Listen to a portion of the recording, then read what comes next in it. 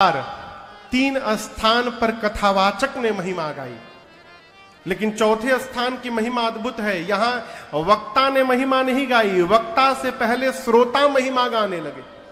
यह स्थान है नीलगिरी पर्वत, जहां कथावाचक है श्री काकभुशुंडी जी महाराज और श्रोता प्रधान है पक्षियों के राजा गरुण जी। गरुण जी कथा सुनने क्यों गए? तो आपसे निवेदन करूं, लंका के युद्ध में जब प्रभु श्री राम और लक्ष्मण भैया नाग पास में बांध दिए गए, भगवान नाग पास में बंध गए, तो नारद जी ने गरुण जी महाराज को भेजा कि जाइए, आप गरुण हैं, आप सर्प को खाते हैं, भगवान लक्ष्मण जी के साथ सर्प बंधन में है नाग पास में, आप जाकर भगवान को उस बंधन से मुक्त करिए। गरुण जी महाराज युद्ध के मैदान में आए, भगवान को उस नाग पास के बंधन से मुक्त किए। लेकिन दर्शन करिए, बहुत नैकट्य हो जाने के बाद एक दोष लगता है जिसका नाम है नैकट्य दोष। श्रेष्ठ से जब बहुत निकटता हो जाए सरकार, तो ये दोष लग जाता है। फिर जीव सोचने लगता है हमारे में गुरुजी में अंतर का है, जैसे गुरुजी वैसे हम। गरुण जी महाराज को ये दोष लग गया, सोचने लगे भव बंधन ते छूटई, नर जपि जाकर नाम, अखरब निशाचर बांधई, नाग पास सोई राम। गरुड़ जी महाराज सोचने लगे कि जिस भगवान के नाम जपने से जीव भाव बंधन से मुक्त हो जाता है, राम जी को छोड़िए, राम जी का नाम जब जीवों को भाव बंधन से मुक्त करता है, उन राम जी को ये राक्षस बांध दिए।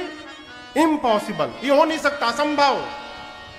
मैंने जिनका बंधन खोला है वो भगवान नहीं हो सकते। पकड़ा भ्रम ने, माया ने, मोह ने। गरुण जी को भगवान में ही संशय हो गया, ये भगवान नहीं हो सकते, भगवान को कौन बांधेगा। यहां एक निवेदन करूंगा मैं आपसे,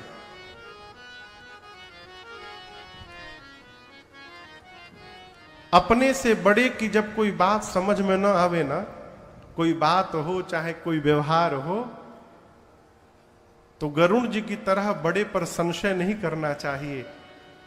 ये स्वीकार करना चाहिए कि अभी हमारी बुद्धि इस बात को समझने योग्य नहीं भई है, हमारी पात्रता ऐसी नहीं है कि हम इस व्यवहार को समझ जाएं। होता क्या है, जीव अपने श्रेष्ठ पर ही संशय कर लेता है। गरुण जी बोले मन में ये भगवान नहीं है। पहुंचे नारद जी के पास, जाकर बोले नारद जी कहां भेज दिए थे, वो भगवान थे। नारद जी मुस्कुरा कर बोले पकड़ लिया, आपको भी पकड़ लिया। गरुण जी बोले क्या पकड़ लिया? बोले बीमारी ने, बहुत खतरनाक बीमारी, हमको भी पकड़ा था एक बार। अब आप सोचिए, कोई कह दे कि आपको बहुत खतरनाक बीमारी ने पकड़ लिया है, नींद चली जाएगी। गरुण जी बोले फिर? नारद जी बोले मेरे पिताजी के पास जाइए, ब्रह्मा जी के पास। गरुण जी महाराज दौड़कर ब्रह्मा जी के पास गए, पूरी बात बताएं। ब्रह्मा जी बोले आपको भी पकड़ लिया? जेही बहु बार नचावा मोरी, सोई व्यापेओ विहंग पतितो ही। बोले इस बीमारी ने मुझे भी बहुत बार नचाया है गरुण जी। ब्रह्मा जी बोले मैं आपकी बीमारी दूर नहीं कर सकता।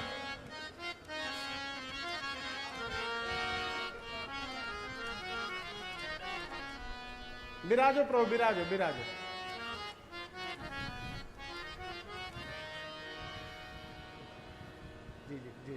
जी जी दंडो दंडो, विराजे जी जी जी, बड़ी कृपा, बड़ी कृपा, जय जय।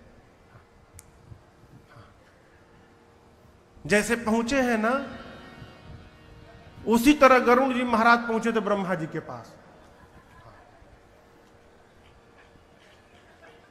ठीक इसी तरह सरकार ब्रह्मा जी के पास आए। गरुण जी बोले हमको क्या हुआ है, पता नहीं चल रहा हमको। ब्रह्मा जी बोले बहुत खतरनाक बीमारी हो गई है आपको, इस बीमारी ने हमको भी कई बार पकड़ा हुआ है। गरुड़ जी बोले तब? ब्रह्मा जी बोले आपको स्पेशलिस्ट के पास जाना पड़ेगा, हमारे पास आपका ट्रीटमेंट नहीं है। बोले किसके पास जाऊं? रेफर किया ब्रह्मा जी ने, कैलाश पहुंचिए शंकर जी के चेंबर में। गरुड़ जी महाराज कैलाश जाने लगे, बीच रास्ते में बाबा नंदी पर सवार मिल गए। गरुड़ जी बोले प्रभु जय जय जय जय, आप ही के पास जा रहा था। ब्रह्मा जी ने देखिए ये प्रिस्क्रिप्शन देखिए रेफर किया है आपके पास, मुझे बहुत खतरनाक बीमारी हो गई है कोई। शंकर जी बोले आप तो रास्ते में मिले हैं, चेंबर मेरा कैलाश में है, रास्ते में ट्रीटमेंट कैसे करूंगा आपको? अब गरुड़ जी बोले आप ही लास्ट होप है हमारा, अब आप ही के शरण में आया हूं, कुछ करिए। शंकर जी बोले लक्षण बताइए। गरुड़ जी ने पूरी बात बताई। शंकर भगवान मुस्कुरा गए, बोले मुझे पता चल गई आपको कौन सी बीमारी हुई है, और ये भी पता चल गया है आपकी बीमारी जाएगी कैसे। गरुड़ जी बोले कैसे जाएगी? शंकर जी बोले तब ही होई सब संशय भंगा। कब? जब बहुकाल करिया सत्संगा।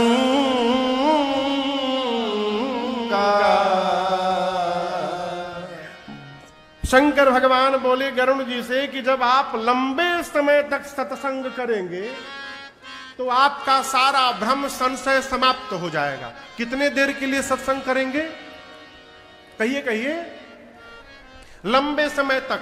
गरुड़ जी बोले आप ही शुरू कर दीजिए। शंकर जी बोले टाइम नहीं है, कुबेर के यहां मीटिंग है, उसमें जा रहा हूं, रास्ते में कैसे लंबा सत्संग दे सकता हूं आपको।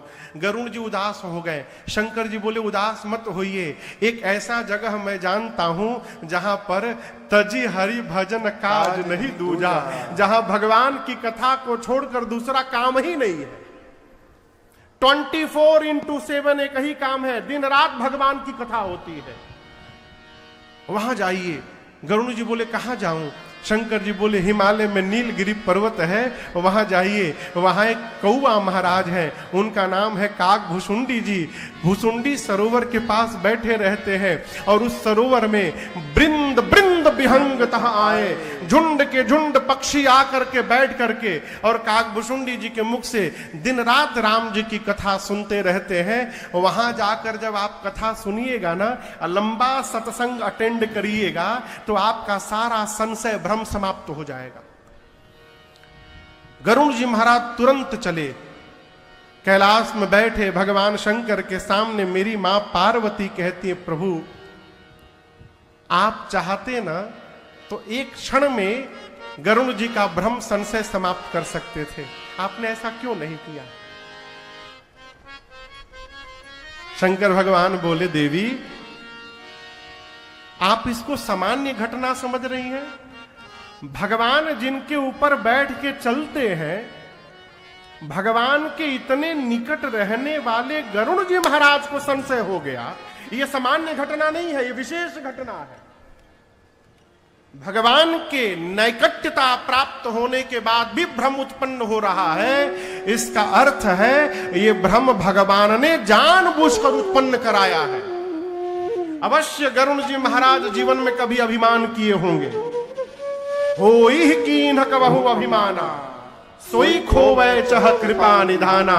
ये भगवान की रचना है। गरुड़ जी महाराज कभी अभिमान किए होंगे और भगवान उस अभिमान को समाप्त करना चाहते हैं, इसलिए मैं उस लीला में प्रवेश नहीं किया।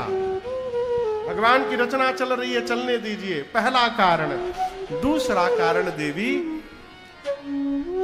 गरुड़ जी महाराज पक्षी हैं।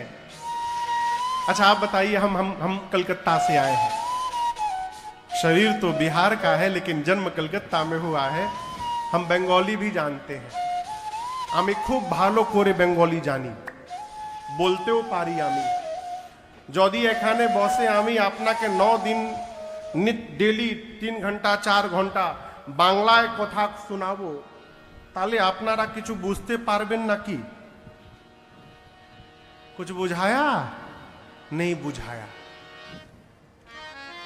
शंकर जी यही बोल रहे हैं, क्या गरुण जी महाराज पक्षी है, एक पक्षी को पक्षी की भाषा ठीक से समझ में आएगी। मैंने जहां उनको भेजा है वहां कथा सुनाने वाला भी पक्षी है और कथा को सुनने वाला भी पक्षी है, इसलिए मैंने नहीं दूर किया, वहां भेज दिया। यहां गोस्वामी जी कहते हैं गरुण जी महाराज जैसे पहुंचे नीलगिरी पर्वत, जैसे मान लीजिए कथा का पंडाल है ना, इसी पंडाल को आप गरुण नीलगिरी पर्वत में काकभूषुंडी जी का आश्रम समझ लीजिए। ये पंडाल ही उनका आश्रम है। यहां बैठ के काकभूषुंडी जी, सामने तालाब में पक्षी बैठे हैं, यहां काकभूषुंडी जी कथा सुना रहे हैं। गोस्वामी तुलसीदास जी महाराज कहते हैं कि गरुण जी महाराज जैसे बाउंड्री वॉल से भीतर इन किए, अभी कथा सुने नहीं, केवल आश्रम का दर्शन किया। कथा होते होते उस आश्रम की इतनी महिमा हो गई थी कि आश्रम के दर्शन करने मात्र से, क्षण मात्र में गरुण जी महाराज का जितना संशय था, भ्रम था, मोह था, केवल आश्रम देखने से सारा भ्रम संशय समाप्त हो गया, मन निर्मल हो गया हो, आनंद हो गया। गरुण जी सोचने लगे अभी कथा नहीं सुना हूं, अभी सत्संग नहीं मिला। जिस स्थान पे सत्संग चल रहा है, सत्संग होते होते स्थान की इतनी दिव्यता हो गई कि उस स्थान के देखने मात्र से भ्रम समाप्त हो गया। यदि वो सत्संग मेरे कान में प्रवेश कर जाए तब जीवन में कितना परिवर्तन होगा, इसकी कोई कल्पना नहीं कर सकता है। जैसे गरुण जी महाराज आए, काकभूषुंडी जी ने देखा, अरे राजा साहब आ गए, उतरे, उतर करके जाकर स्वागत किया, दिव्य आसन देकर पधराया। और गोस्वामी जी तो कहते हैं, आप बताओ काकभूषुंडी जी कौन से पक्षी हैं? जोर से कहिए। कौवा। कौवा मीठा बोलता है कि कड़वा बोलता है? हाँ कहिए कहिए। घर के पीछे कौवा बोले तो कितना लोग ध्यान लगा के सुनते हैं ना, कितना अद्भुत बोल रहा है कौवा। कोई सुनता है? नहीं। कौवा जैसे कांव कांव करे, लोग डंडा लेके दौड़त है भगाने के लिए। जो बहुत बोलत है, चुप रहो, का कौवा जैसा कांव कांव कर रहे हो दिन भर। कौवा मीठा नहीं बोलता है, लेकिन मैं आपको प्रमाण के साथ सुना रहा हूं। श्री रामचरितमानस में रहने वाला कौवा मीठा बोलता है, यहां प्रमाण है। गरुण जी महाराज जब आए हैं, काकभूषुंडी जी ने बिठाया, पूजन किया। गोस्वामी जी कहते हैं, करी पूजा कैसे? समेत अनुरागा। श्री गरुण जी महाराज का अनुराग के साथ काकभूषुंडी जी ने पूजन किया, और पूजन करने के बाद मधुर बचन तब बोले उका। कैसा बचन? मधुर बचन। कथा गाते गाते काकभूषुंडी जी के वाणी में मधुरता आ गई थी।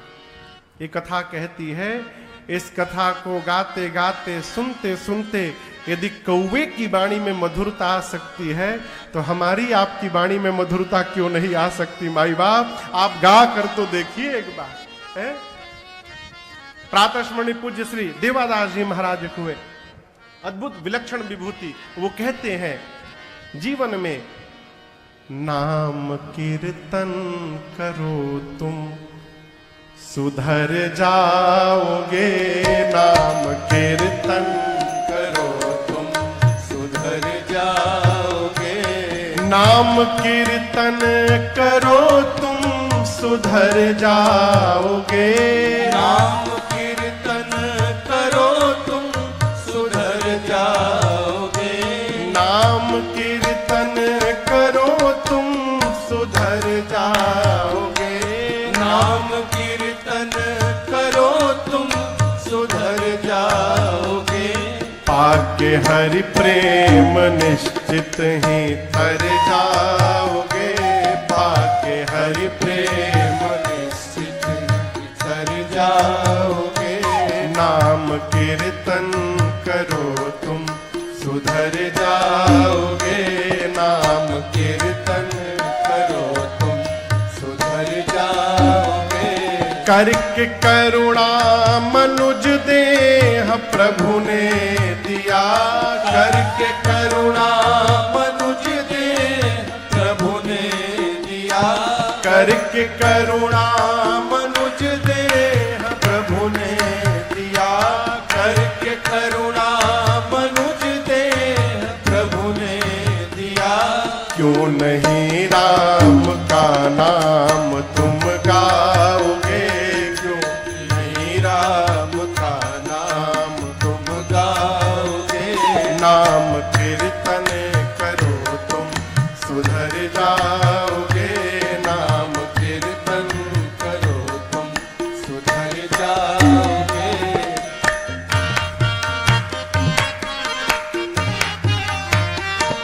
चाहे हो तुम पतित या पवित्रात्मा, चाहे हो तुम पतित या पवित्रात्मा, चाहे हो तुम पतित या पवित्रात्मा, चाहे हो तुम पतित या पवित्रात्मा, गा के हरि नाम भक्ति का रस पाओगे, गा के हरि नाम भक्ति का रस पाओगे, नाम कीर्तन करो तुम सुधर जाओगे, नाम कीर्तन करो तुम सुधर जाओगे, नाम कीर्तन करो तुम सुधर जाओगे, नाम कीर्तन करो तुम सुधर जाओगे।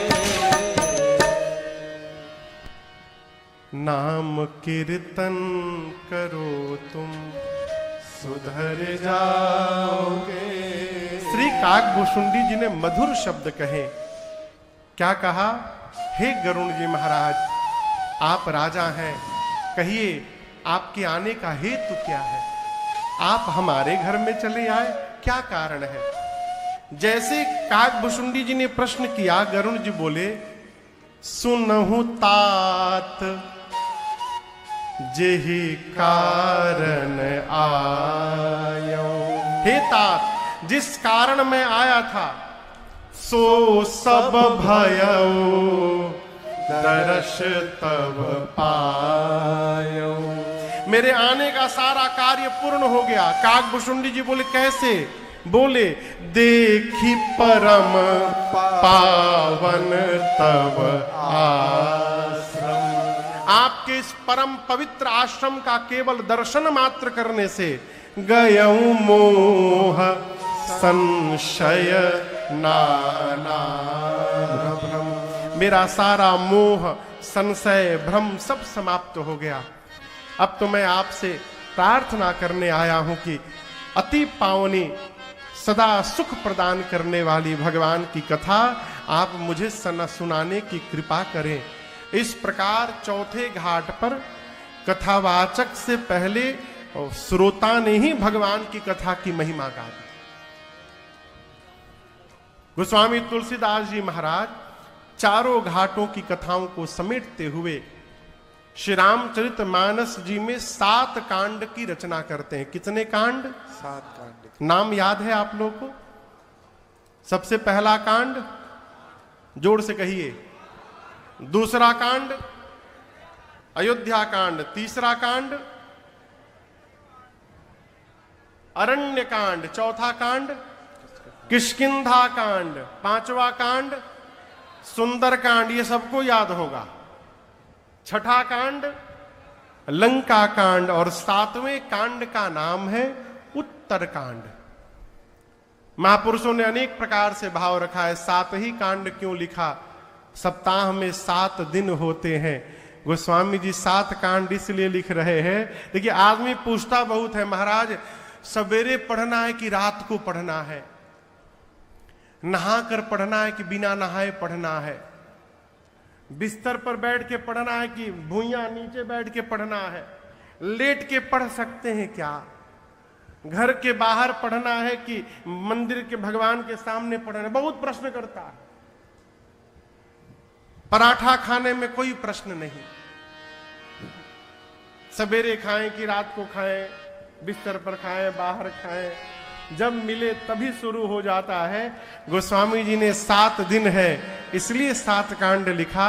7 दिन में से जिस दिन तुम्हारा पढ़ने का मन करे उसी दिन प्रारंभ हो जाना, इसके लिए कोई समय नहीं है। जब मन करे वहीं उसी समय प्रारंभ हो जाइए, पढ़िए। मानस जी लाल कपड़े में बांध करके आरती दिखाने के लिए नहीं बनी है। देखिए, आपसे मैं एक निवेदन करूं, श्री रामचरित मानस जी को पुस्तक समझने का अपराध न करिएगा। ये किताब नहीं है, ये साक्षात रघुनाथ जी के अवतार हैं। ये भगवान के वांग्मय अवतार है। प्रमाण देता हूं, राम जी अवतार कहां लिए? जोर से कहिए, अयोध्या जी में। किस महीने में लिए? हाँ, कोई अप्रैल ना कही देना। हाँ, चैत्र मास। कौन से पक्ष में लिए? शुक्ल पक्ष। कौन सी तिथि में लिए? नवमी तिथि। कौन से दिन को लिए? मंगलवार। किस समय लिए? दिन में 12 बजे। चैत्र शुक्ल नवमी भौमवार मंगलवार दिन में 12 बजे अभिजीत मुहूर्त में भगवान श्री रघुनाथ जी ने अयोध्या की धरती पर प्राकट्य लिया। ठीक।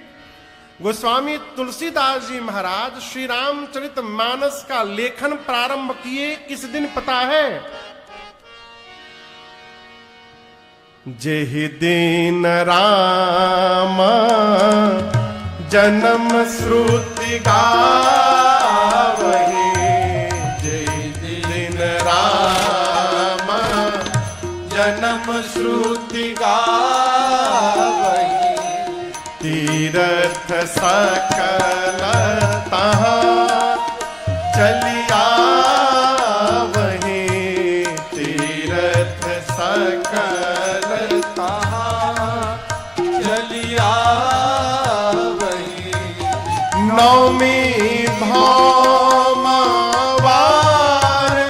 मधुमासा, नवमी भौमवार मधुमासा,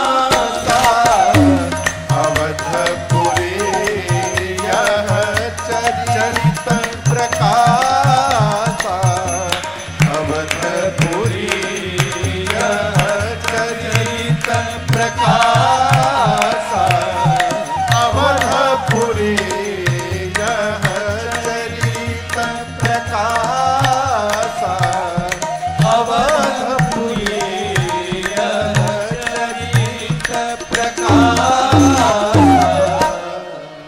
गोस्वामी तुलसीदास जी बालकांड में कहते हैं संवत 1631 1631 ईस्वी नहीं संवत। अभी कौन सा संवत चल रहा है? 2081। सही बोल रहा हूं ना? 81 ना?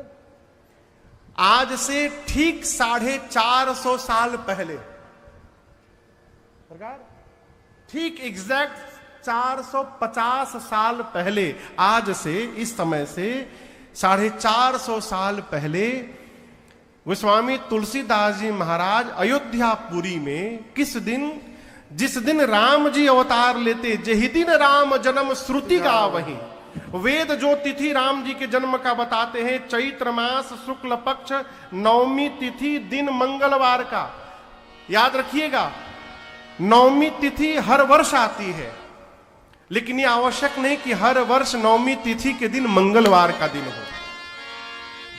कभी बुधवार को भी पड़ती है, कभी बृहस्पतिवार को भी पड़ जाती है, लेकिन संवत 1631 की रामनवमी मंगलवार को पड़ी थी। और केवल इतना ही नहीं, राम जी के जन्म के समय जोग लगन ग्रह वार तिथि सकल भय अनुकूल।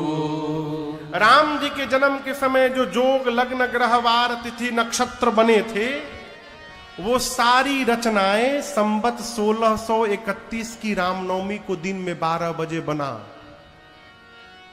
और उसी अयोध्यापुरी में बैठकर जिस जोग लग्न ग्रहवार तिथि में राम जी ने अवतार लिया, उसी अयोध्या में संवत 1631 में श्री रामचरित मानस जी ने भी अवतार लिया। इसलिए इस श्री रामचरित मानस को भगवान का स्वरूप बताया गया। ये भगवान का वांगमय स्वरूप है। इसलिए मानस जी केवल आरती उतारने के लिए नहीं है। इस मानस जी को अपने मानस में पहुंचाने का प्रयास करिए। मानस जी जब श्री रामचरित मानस से निकल करके इस मानस में पहुंचेंगी, तब इसका जनमानस पर प्रभाव दिखाई पड़ेगा और समाज पर प्रभाव दिखाई पड़ेगा।